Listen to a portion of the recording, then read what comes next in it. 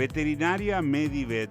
Consultas, internación, análisis de laboratorio, alimentos, productos de farmacia, accesorios y mucho más. Veterinaria Medivet, Rati 338, a media cuadra de la Plaza Tucumán.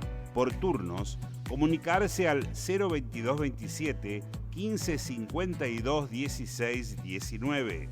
Medivet, atendiendo el bienestar de tu mascota. Bien, estamos en este micro con el veterinario. Bien, lo dije bien. Muy bien. ¿Viste? Vengan de uno, tiernos. Con Lautaro Enríquez. Igual me va a costar no decir médico veterinario. Igual yo ya te aclaré que en mi caso particular no está tan mal porque yo me dedico a la medicina. Claro, claro. Bueno, hoy vamos a hablar con Lautaro sobre erliquiosis. Erliquiosis canina. Erliquiosis canina. Te juro que lo intenté memorizar, pero y no fue fácil. Para vos sí, porque tenés un ejercicio. Escrita, es horrible. parece más difícil que su fonética. Ácido, porque tiene H ahí intermedias. Claro, ¿cómo joden las H? Son muy joden. Que encima no suenan. Pero bueno, en este caso Claro. es erliquiosis canina. Erliquiosis canina. Sí. ¿Y de qué estamos hablando cuando hablamos de erliquiosis Cuando canina? hablamos de erliquiosis canina hablamos de una enfermedad que se genera por un patógeno clasificado como Rickettsia, poco importante a los fines de la columna, pero lo aclaramos igual. La Rickettsia es un tipo de patógeno que no es bacteria, que no es virus, que no es parásito, que reúne características medio de cada una de ellas, pero no es ninguna de ellas en particular. Y hace un tiempo atrás, no mucho tiempo, pero hablemos de 15 años para atrás tal vez, se las clasificó, sí, efectivamente, como una enfermedad rickettsial. Eso no es tan importante como lo es los signos clínicos que produce, la gravedad de la enfermedad y, bueno, lo variado que son sus signos y lo que muchas veces pasa, que es una enfermedad que a veces se esconde, ¿sí? Que a veces no es tan fácil de diagnosticar y detectar. Como te decía, es una enfermedad que obviamente tiene varios cursos, es una enfermedad que puede cursar de forma subaguda, o sea, es una enfermedad que puede no presentar signos clínicos, pero igual el paciente está enfermo. Una presentación aguda, en donde sí, efectivamente, vemos signos clínicos que nos van a llamar la atención, y después, ese paciente que por ahí combatió la enfermedad con su sistema inmune y pudo establecerse como un paciente crónico. Tenés el que después de la etapa aguda queda libre de la enfermedad y aquel que queda como un paciente crónico. Y dentro de los crónicos tenemos los leves y los crónicos graves. Como dijimos, el paciente subagudo es un paciente que va a estar enfermo pero no va a presentar signos clínicos, entonces no vamos a diagnosticarla o no vamos a tener un paciente enfermo y por ende va a pasar de forma silenciosa y atravesar la enfermedad de forma silenciosa.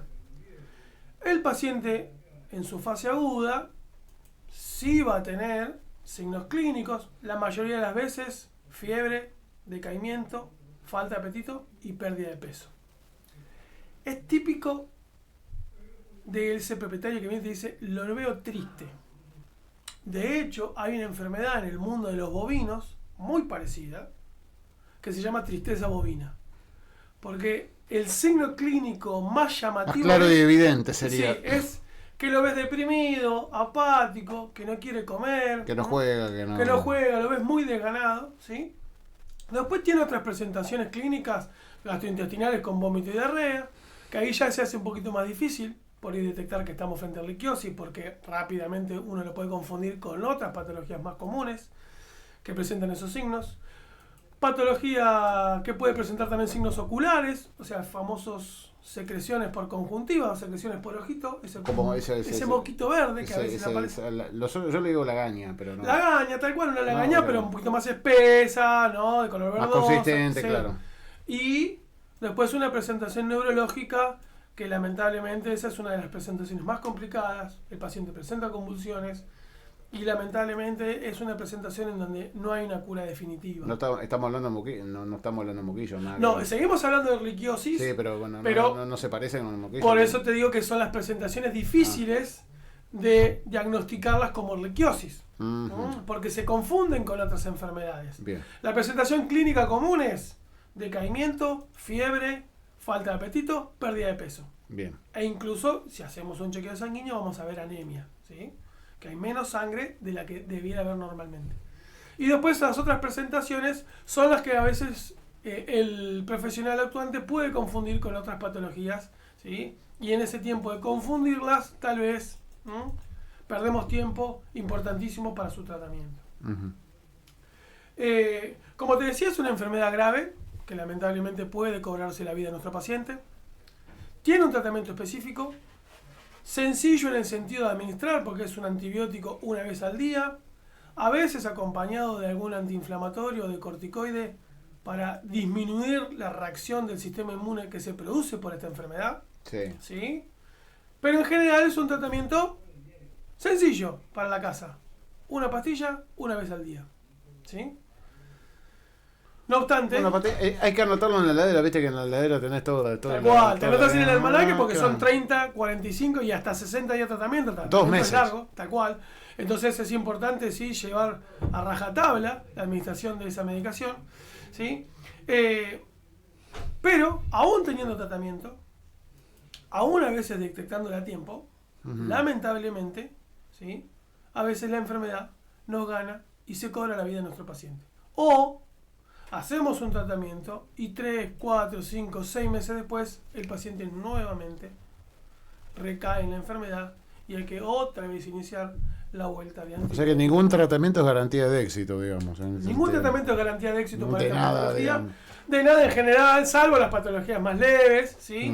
Pero en este caso en particular, la liquiosis es una enfermedad que está muy difundida, muy poco diagnosticada, ¿sí? Y que lamentablemente muchas veces se lleva la vida de los pacientes. Entonces es muy importante que en casa estemos muy atentos a la presentación, por lo menos la más habitual, la tristeza, el decaimiento. Cuando está todo el día tirado, que está todo el día así medio pachucho. Tal cual, tal cual. Muchas veces eso se da porque tiene una presentación con fiebre muy alta, arriba de los 40 grados centígrados muchas veces. Entonces, en esos casos es raro que el propietario pase por alto una temperatura así de alta y un decaimiento tan marcado. Bien. Pero ese perrito que está comiendo menos de lo habitual, que está caiduchón, que no juega tanto, pero que come, que toma agua, que uno lo ve en líneas generales bien, pero un poquitito más apagado, bueno, prestar atención. Prestar atención porque puede que estemos frente a esta patología y que para cuando tal vez advertimos de que nuestro paciente está enfermo, tal vez ya es un poco tarde. Sea demasiado. Entonces, ¿qué hago? Entonces, ¿qué hacemos? Prevenimos, Fer. ¿A dónde voy? En principio, Ahora, consulta médica veterinaria. En Bien. principio. Pero, lo más importante de esta enfermedad es que la prevención es muy sencilla.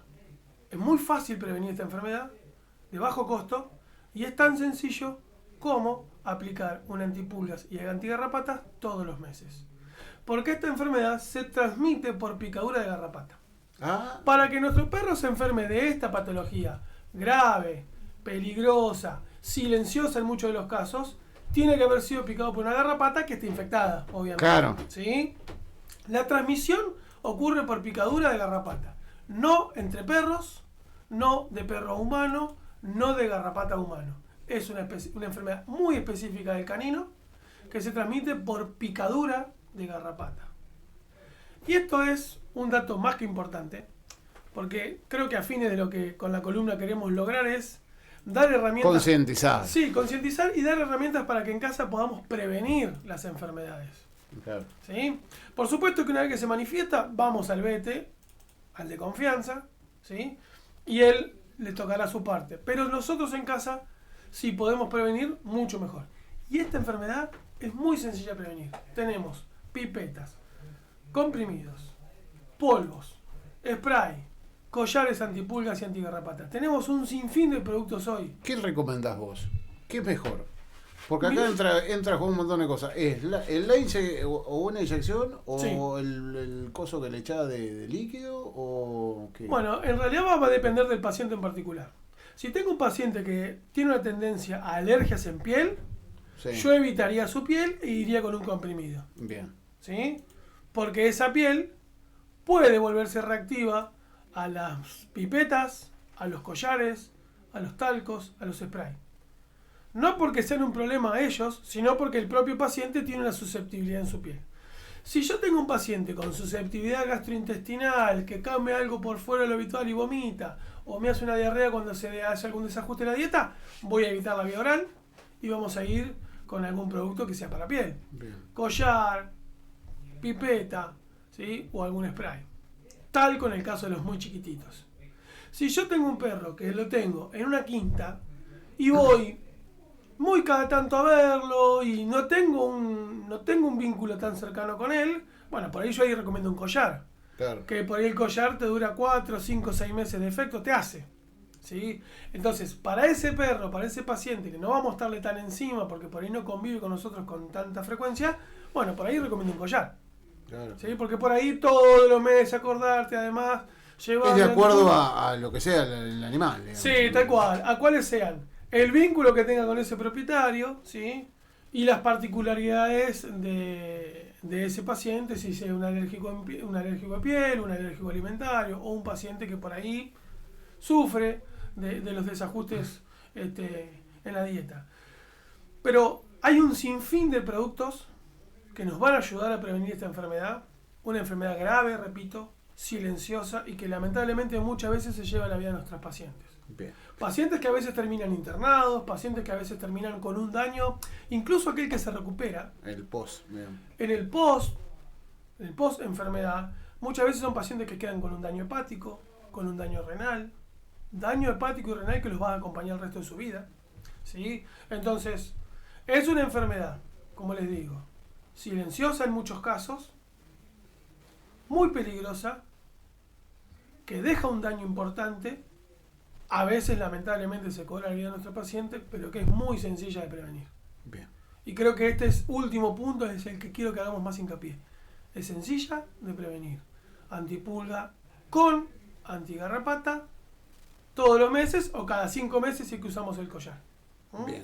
Y recordar que si bien en el invierno, porque esta es una época en donde generalmente, relajamos. sí, es una época Porque donde nos el invierno es relajamos como porque que- hay menos, pero hay menos. Y capaz, y yo supongo que las verberos son las más efectivas a veces, ¿no? Las más Probablemente complicadas, sean las las más complejas, garrapatas ¿no? más, sí, probablemente sean las que mayor resistencia presentan a los cambios climáticos, las que mayor se adaptan al medio. Ujú. Entonces, lo más importante de todo es que nosotros en casa, como le dije en una de las primeras columnas, los patógenos están ahí, viven en el mundo igual que nosotros. En este caso, los vectores. Cuando decimos vector, es un insecto que transmite una enfermedad, pero que no se enferma de la misma, ¿sí? Así como pasa con el mosquito y el dengue, así como pasa, ¿no?, con la garrapata y la erliquiosis en este caso. Es un insecto que transmite una enfermedad de la cual no se enferma, ¿sí? Entonces, ellos viven en el ambiente igual que nosotros, igual que nuestras mascotas, y prevenir siempre es mucho mejor que curar, así que la recomendación de esta columna es... Una pastilla, una inyección, un polvito, un collar. Señora, Es ¿dónde? pasar por la veterinaria de ¿Dónde? confianza, en nuestro caso Medivet, en Rati 338, ¿sí? Se pueden comunicar a mi teléfono personal también, Bien. 02227 15 52 16 19, o a través de nuestras redes sociales, Instagram, @medivet_lobos. Cualquiera de esas te lo 3 vías de bien. comunicación. Te lo prendiste bien. Sí, si no, usted ya sabe que Ahí está, habla. hay tabla. Así que cualquiera de esas 3 vías de comunicación están abiertas para que se comuniquen con nosotros y podamos hablar en más detalle de esto, pero hincapié en la prevención. Siempre la prevención. La frase de cabecera, prevenir es mejor que Que curar, siempre. Pasaba Lautaro Enríquez, el veterinario, de nuestra confianza, de mi confianza, de la confianza de todos acá en la radio, y sí, y de la de ustedes esperemos también. Gracias, Lautaro. A ustedes. Veterinaria Medivet, consultas, internación, análisis de laboratorio, alimentos, productos de farmacia, accesorios y mucho más. Veterinaria Medivet, Rati 338, a media cuadra de la Plaza Tucumán. Por turnos, comunicarse al 02227 15 52 16 19. Medivet, atendiendo el bienestar de tu mascota.